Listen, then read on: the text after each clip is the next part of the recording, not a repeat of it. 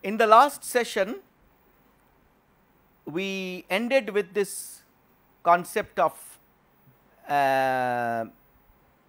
predatory pricing or competition destroying pricing, and as we mentioned that this strategy has been used by group of companies like the Japanese motorcycle manufacturers. They use predatory pricing to penetrate deep into the European two-wheeler market at the lower end. The established manufacturers of Europe at that time abandoned the lower end of the market because the Japanese products were superior in performance and were offered at predatory pricing. Once the established European companies exited from that market, vacated that space to the Japanese manufacturers, Kawasaki and Yamaha, and they then created their hegemony, complete control over the lower segment, and then gradually they attacked and pushed out many of the old established motorcycle manufacturers from the European market and created a command. There are many similar instances, and as a result of which, once globalization and free flow of trade became an acceptable paradigm for most countries, it was easy to visualize this competition destroying situations where a group of companies from one country could go and attack a particular market segment, and if they were wealthy enough, they could take losses for a certain amount of time through predatory pricing. They could then destroy the manufacturing base of the target country in a certain segment, and then once the control of the invading group was established, they could actually command higher and higher price. So, as a result of this visualization, there are a lot of rules and regulations that have been brought into practice, which are devoted to price regulatory issues. And so, price fixing or predatory pricing or deceptive pricing are now illegal, and there are competition councils. Like in India, we have the National Manufacturing Competitiveness Council, and most countries also now have competition policy modeled after some good work that has been done by the European Union and others, which have brought back some sanity and regularity in the pricing process. So, the valid marketing strategies with respect to pricing remain the methodologies that we discussed before, like skimming or penetration pricing or value pricing or loss leader or psychological pricing. But to support all of these external part of the pricing strategy, we also need to look at the internal part of the pricing strategy, and that is our aim at this stage. So, the internal part means how these external approaches to pricing that we have: skimming, value, loss leader, psychological, going rate, tender pricing, or yield pricing or price discrimination or variable pricing. Now, the left hand side, the mind map actually shows that how we are going to manage the cost side of the outside pricing thrust. So, absorption or full cost is quite easy to understand, that this is where we want to absorb the full variable cost and fixed cost. So, we have to, so the P should be covering both of these plus some margin, and that is how we will arrive at the price. So, this is what we call absorption or full cost pricing. That means we cover the full cost, and in absorption we actually also try to see that certain, normally this is a fixed cost assignment, that is a per unit assignment of the fixed cost. But if we want to recover or absorb a certain part of the fixed cost into the margin itself, that means we want to add a higher level of margin, so that over a period of time the fixed cost, that means a new machine that has been put to produce a certain type of shoes, we would like to recover the full absorb the full cost, that fixed cost of producing that kind of product into the margin. So, that then it becomes an absorption pricing on top of the full cost pricing. The next one is actually a little bit more interesting, which is the marginal cost of pricing or marginal cost pricing. This you will see often happens that you hear somebody was able to fly to Bombay for 500 rupees, whereas the normal price of the ticket will be 5,000 rupees. Advance purchase price may be 4,000 rupees. Late purchase price may be 7,000 rupees. So, what is the rationale of this 500 rupees? So, this is simply like this, that suppose a flight from Delhi to Mumbai costs say 15 lakhs. Of this 15 lakhs, maybe it is only 2 lakhs which is the cost if it flies.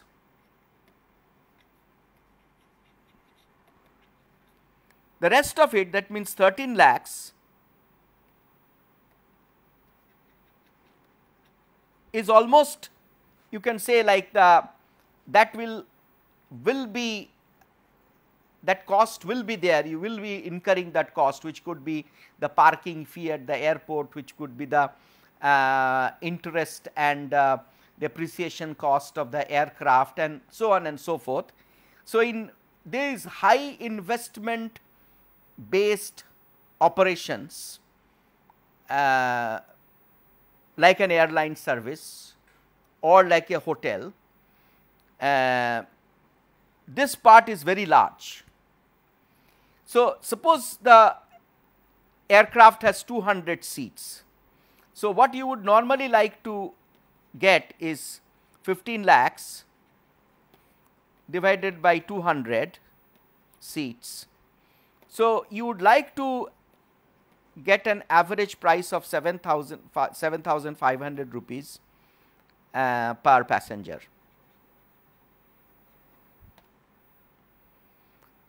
But as you can see, if you are flying, then this 13 lakhs you have incurred anyway. If the flight takes place, the only additional cost to you is 2 lakhs. Now, if I divide 2 lakhs by that same 200 seats, then as you can see here, I get about 1000 rupees. So, which means that suppose the plane is flying and about 120 seats have been filled up, 80 seats are vacant. Now, if I can actually get at least 1000 rupees recovered per seat, it recovers my marginal cost, and therefore, if I sell 80 seats at 1000 rupees, then that 80,000 will be a mitigation of a loss which would have otherwise happened, which is not to be calculated with this rate, but should be calculated at this rate. So, if I sell 80 seats at 1000 rupees, that 80,000 takes care of my, because earlier I have already sold 120 seats, that means I have already recovered. In fact, that I might have sold at higher price, but at least if I take 1000, that is already recovered. And now these 80 seats, my 2 lakhs gets recovered. So, the balance then goes whatever I have got from the previous set of purchases. So, this marginal costing is often used at the last moment when an opportunity is getting perished, or you often do it when refusing in industrial market.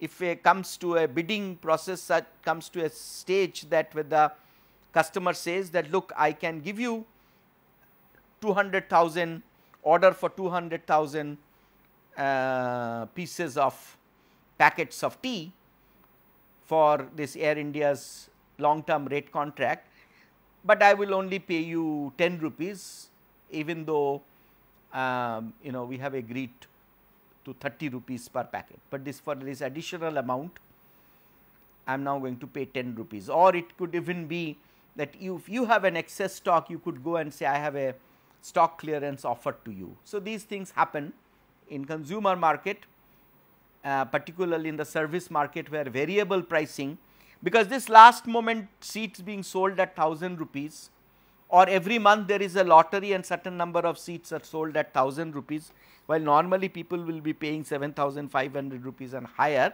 will be accepted in the service market. But even in the industrial market, this is possible to implement. Contribution pricing, we have already discussed contribution.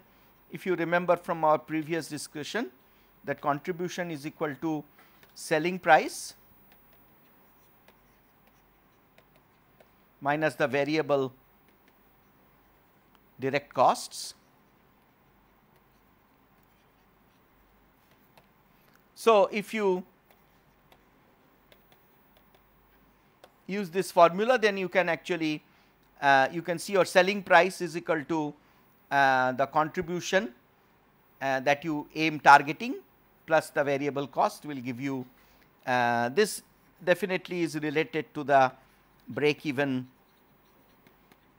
concept that we have, break even price per unit, break even volume, and other concepts that we have already discussed. The next item is almost similar, which is called target pricing. That means that we target a certain profit level, and that will give us the markup that we need to do to achieve that. So, if you are so it is basically normally taken that our target profit divided by cost multiplied by 100. So, if our cost is 500 and we want to have a 20%, so 20% into 100 divided by 500, that gives us say something like 2 by 50, and that is the kind of markup that we would like to keep if we want to achieve this target pricing level.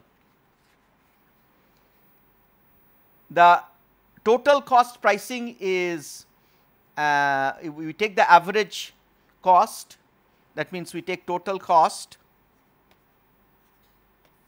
which is obviously all costs, variable and fixed, and divided by total number of output numbers, and that will give us an average cost, and then we can add certain margin to it, and that is we call cost plus pricing. Very regularly, often used by startup companies, because particularly in the professional market or the industrial market, if you are a young company, then the buyer will say, okay, show me your cost, I am prepared to give you a 20% on top of your cost, but lay down all the figures.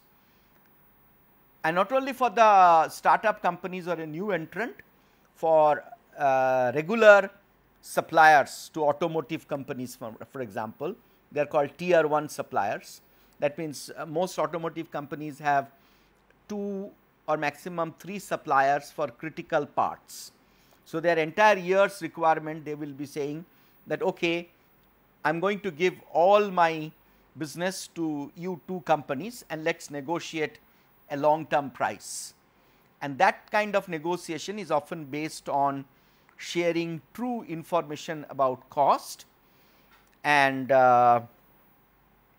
arriving at the margin that you want to get. The last part is about understanding the influence of elasticity on pricing. So, as we know from our, you have already learnt it from that, if your quantity versus price graph looks like this, then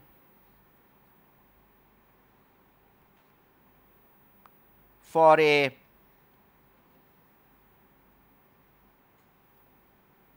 so the gap between Q1 and Q2 will be far smaller than this gap between P1 and P2. So, this kind of what we call inelastic demand. So, change in price does not make that kind of change in quantity, whereas this is the kind of demand pattern in when it is elastic demand.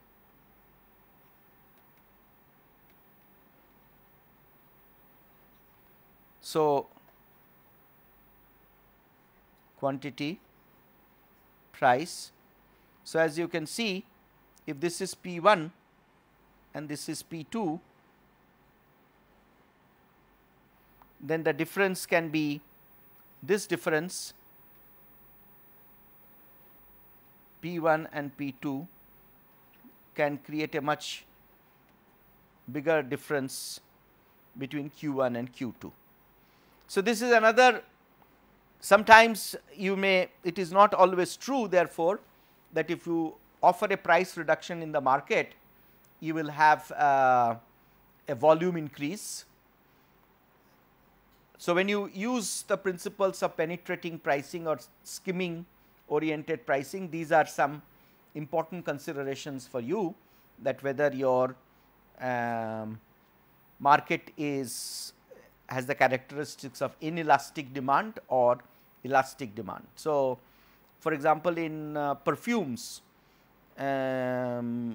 offering a big price discount, that means in the high end or in the more discretionary purchase end, there are many products which exhibit inelastic demand, whereas in staples, to a certain extent,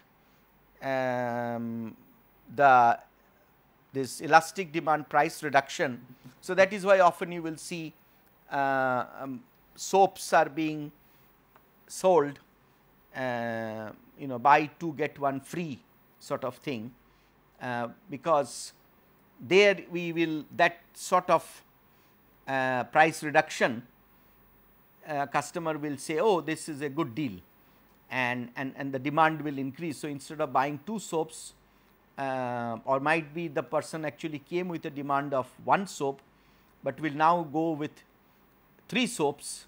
So, you have been able to actually, with that enticement, you have been able to increase your queue with this change in price. So, you will be able to, the demand is more elastic there, up to a certain limit, of course.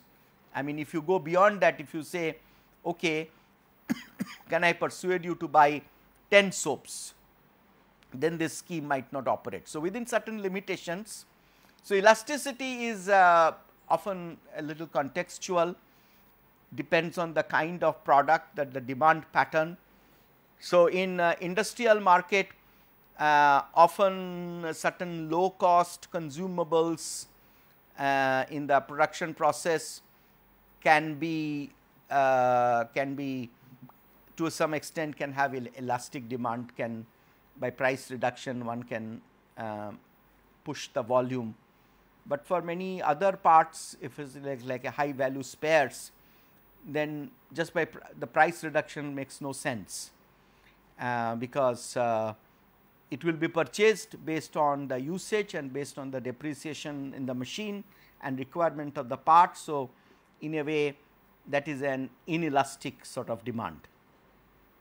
So, this is kind of a background discussion that will be useful, particularly if you are starting a new venture, or you have this a new product pricing challenge. In the beginning of the last session, I was talking to you about 2 hypothetical examples, but borrowed from almost real life situation. One related to an industrial product, which is a modular new design billet casting machine developed by a company, Electrotherm, and what should be the pricing strategy for such a product, versus a new karaoke machine meant for home use, and what should be the pricing policy. Now, in both of these cases, it is like a new product pricing challenge, and we will discuss this in the context of the overall situation with respect to a very important part of marketing, which is entrepreneurial marketing. Marketing for a new company or for a startup company, or marketing strategy for a new product. Entrepreneurial marketing is important for a small company, a startup, as I mentioned. It can also be an important investigation area for large companies getting into a new type of product. Like, for example, Google has been hugely successful as a software and as a service provider of almost virtual service. But as you know, Google has now acquired the mobile phone business of Motorola, and they want to now create a whole set of products and bring it to the market, which will truly leverage the entire range of potential of the Android operating system platform of the mobile phone.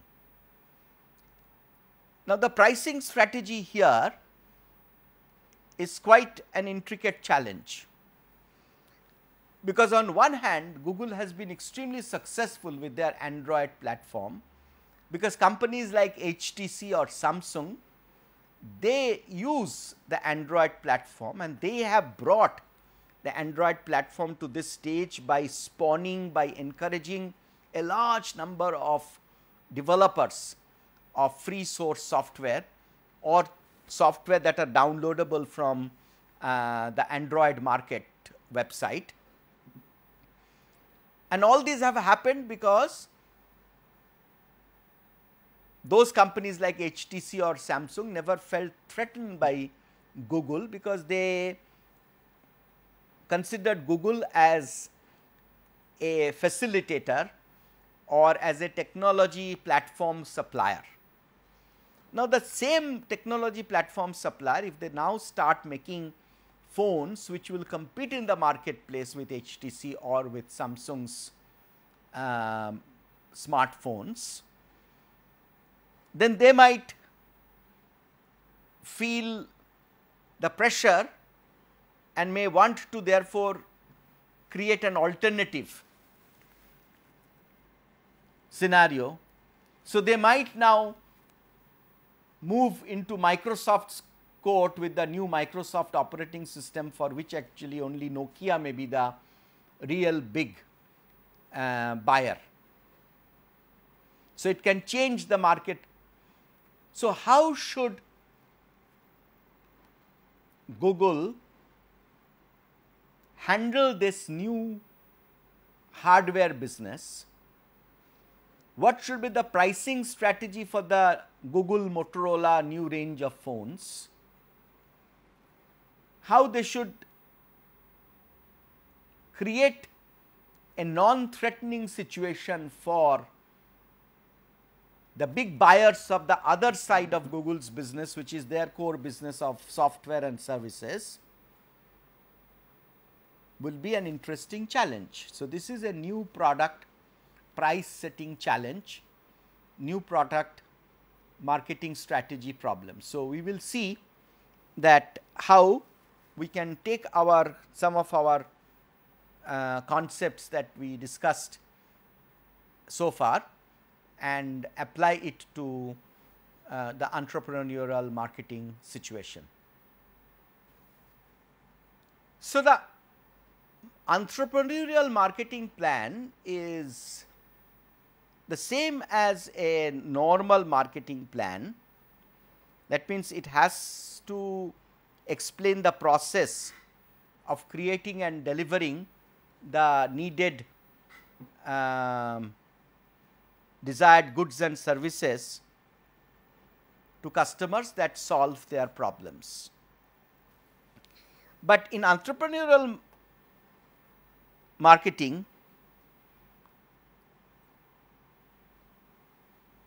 we have to focus strongly on this problem solving part. This we have discussed before, that if you understand deeply the customer pain points, the dimension of the problem, and you then create your bundle of value proposition, then your chance is better, rather than focusing on all the new features that are being offered by your new product. So, instead of feature based marketing strategy, your whole focus should be on how efficiently, how effectively you solve the customer problem. Now, in case of this what we call the MSME sector, that is medium, small and micro enterprises,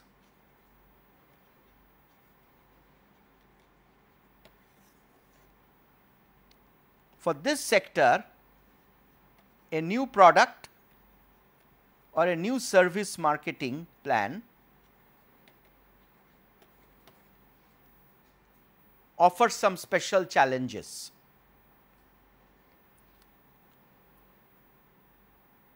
Usually such companies have resource constraint.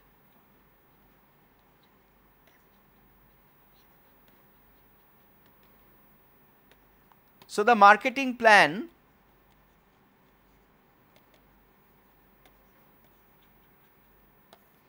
has to look at the marketing mix and understand that there will be a significant investment in the cost of directly approaching the customer, that means person to person selling in many cases. You may need to have lot of explanatory investment, either in directly meeting one-to-one, one-on-one with the customer, or making presentations at conferences, at exhibitions, participating in industry workshops and so on. As a result, you may not be having much left to do a lot of big bang advertising, and in many of these cases advertising will make no sense, because this can be, we are talking about a new to the world. So even there will be a limited number of, so you are really interested in getting a good share of this, what we call the innovative users. And the next segment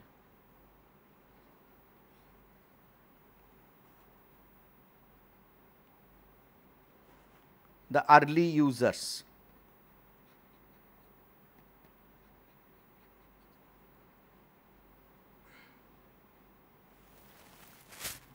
In this case, it is this big bang promotion is not of much use. So one actually likes to focus on a marketing budget that is suitable for a small company, and therefore the focus is on creative marketing. We will have to take up some examples to understand that how you can do this low cost entrepreneurial marketing by choosing some specific target market, creating a crisp customer need statement. Remember that this has to focus on pain and problem resolution,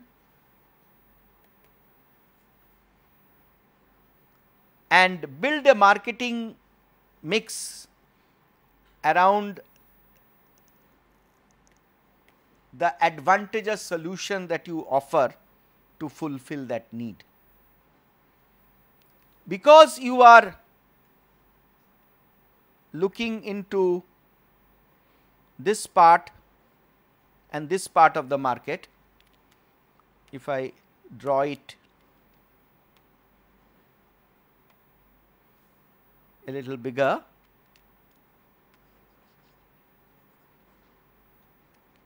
then we are looking at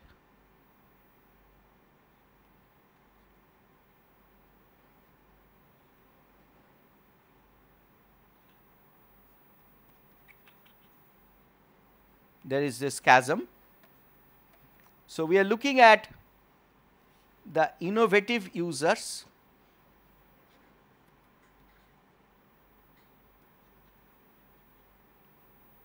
and the early adopters.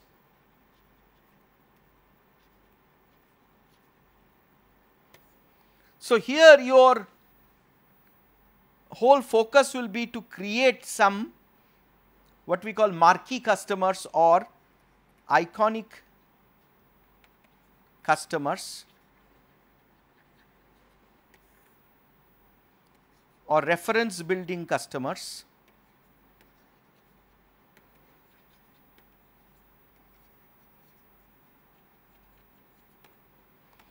Customers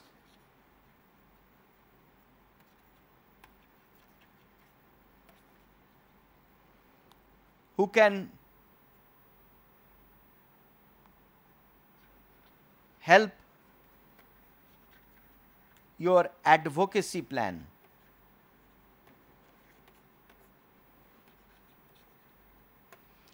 So, mass marketing techniques are not very relevant at this stage. So, trying to reach everyone is not a good strategy at this stage, obviously.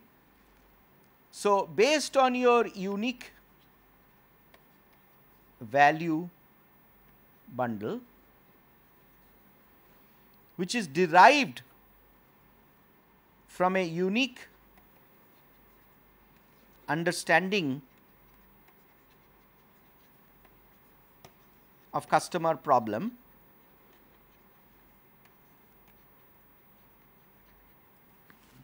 you have to create the new product or service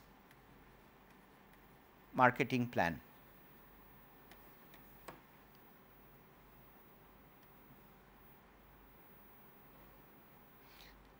You can do all of these. Based on this, you will have to create a marketing plan for the karaoke machine, for domestic party use, or for classroom or institutional use that we talked about. So, that is your task, and when we come back, then we will discuss that issue as well as some of the other examples. So, important for you at that stage, at this stage, is to understand that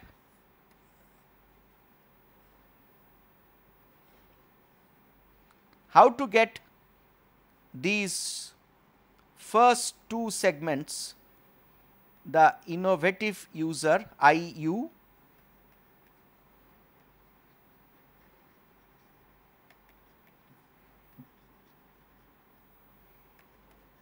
So, we are talking about the home karaoke machine. So, first task is to how to get the innovative users and the early adopters.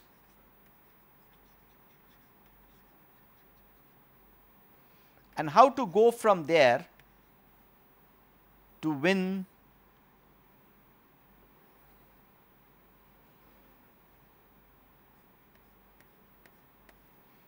this key target, which is the early majority. How to go and reach the early majority. Focus on pricing strategy and your distribution.